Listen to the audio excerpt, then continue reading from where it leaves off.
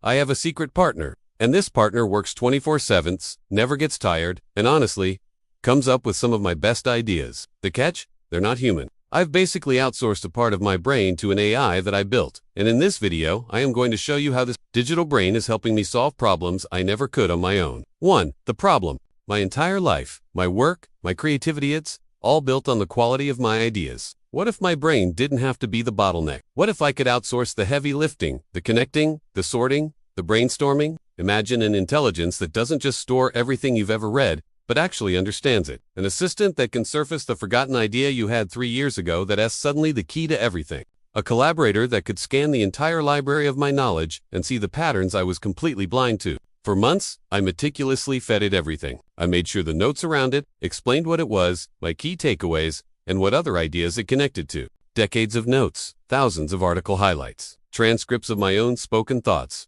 book summaries, old project proposals, every scrap of knowledge I ever thought was important. The process itself was transformative. It forced me to curate my own life's work, to decide what was signal and what was just noise. I wasn't just uploading files, I was giving this AI a lifetime of my context. My brain kept serving up the most boring ideas imaginable.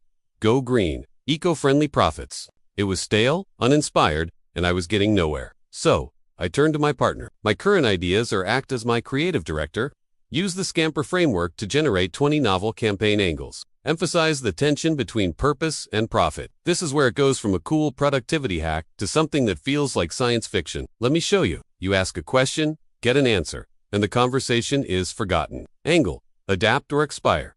Why sustainability is the ultimate market advantage. I needed the exact opposite. I needed an AI with memory, one that builds an interconnected map of my knowledge that gets richer with every single interaction. If your mind is already racing with ways you could use a system like this, do me a favor and hit that subscribe button. Find 3 surprising, actionable principles where Marcus Aurelius's wisdom could directly solve a problem for a remote worker today, presented as advice from a stoic mentor to a struggling freelancer. This was understanding. It took the ancient philosophy of Epictetus and applied it perfectly to the modern-day anxiety of Slack notifications. It saw a connection I had never once made, even though all the pieces were already in my second brain. But human, judgment, taste, and intuition are still essential for convergent thinking, for picking the right idea and giving it meaning. It's a true partnership. It frees my biological brain from the grunt work of recall. I've gone from being a solo creator, stuck behind the frustrating walls of my own memory, to being the human half of a powerful creative team. If you could build your own AI partner that never sleeps, what is the very first problem you would give it to solve?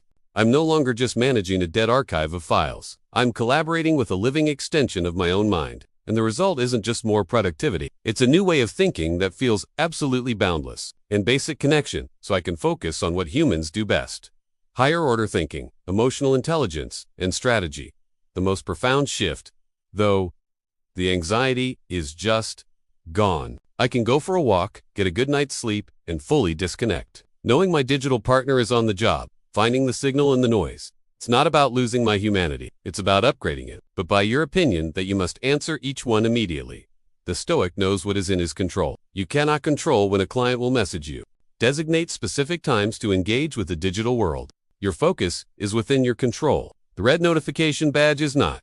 Choose what you command. Angle your green portfolio, where your ARO is a better world. Think less like a calculator and more like a research assistant who gets to know you better every day. It could spit out 100 different ideas in the time it takes me to make coffee, surfacing things my own worn-out mental pathways would never find. It didn't hand me the final answer, but it shattered my creative block into a million pieces. It gave me the raw material, and I could use my human judgment to refine it from there. We have this romantic idea that creativity has to be a lonely struggle. But my perspective completely shifted. I don't see the AI as a ghostwriter, I see it as the ultimate collaborator. It's like a telescope. A telescope doesn't see for the astronomer. It allows the astronomer to see farther. When I ask a question, the AI isn't just matching words. It's understanding the web of concepts behind my question. It can find a passage in a book I read 5 years ago that contains 0 of the words from my query, but is conceptually identical. This is the magic. This wasn't about replacing my thinking. It was about augmenting it. I wanted to have a conversation. I needed to be able to ask it complex, open-ended questions. I needed to challenge it, ask it to play devil's advocate, or take on the persona of a critic. This is where asking the right questions becomes an art form. My digital brain was finally online. It was about creating a true symbiosis, where my intuition and judgment could be paired with the AI's inhuman speed and relentless processing. The goal wasn't to build an artificial intelligence. It was to build an extension of my own intelligence. They get tired, they have their own biases, and they're definitely not on call at 3 a.m. Not a dead library, but a living, thinking entity that could work on my problems while I was asleep, at the gym, or playing with my dog. My thinking got repetitive. I'd see new problems and throw the same old solutions at them, just in different packaging. You don't need to be a coder to get this, because the power isn't in the code, it's in the philosophy. The journey was about cultivating a mind. My brain was the bottleneck. It was a single-core processor with 1,000 tabs open, and the fan was constantly screaming. I just knew my best ideas were right there, just out of reach. The system wasn't working. I wasn't just in a rut. I was digging it deeper every single day, but I kept hitting the same walls. I'd have all this knowledge stored in a digital filing cabinet. I ironically called my second brain. But it wasn't a brain, it was a morgue, a place where good ideas went to die. I couldn't say, hey, find the weird, invisible thread connecting that business book I read in 2018 to that philosophy article from last Tuesday. How many times has this happened to you? You're in the shower or drifting off to sleep at 3 a.m. and bam, a bolt of lightning strikes. The perfect fix for a problem you've been wrestling with for weeks. You tell yourself, oh, that's too good to forget. I'll remember it in the morning. For me, this wasn't just a minor annoyance. It was a ceiling on my potential. 2. The what-if premise, that's when the idea hit me. It started as a joke, really. A little thought experiment. I started to think of it like real collaboration. Our best creativity rarely happens alone, right? We bounce ideas off people. 3. The journey process. Now, here's the critical part. The data had to have context. These systems don't just search for keywords. They search for meaning. 4. The revelation, demonstration. A few weeks ago, I was stuck. I was trying to come up with a marketing campaign for a course on sustainable business. I prompted it. I'm developing a marketing campaign for a course on sustainable business. The audience is young, idealistic, but pragmatic entrepreneurs. Scamper is a brainstorming technique to force creative thinking. And here's just a fraction of what the AI gave back in seconds. Instead of profit, use legacy. Reverse the narrative. Instead of businesses saving the planet saves businesses from error. The sheer quality of these ideas was staggering. It wasn't just a list, it was a structured, creative assault on my problem. Demonstration 2.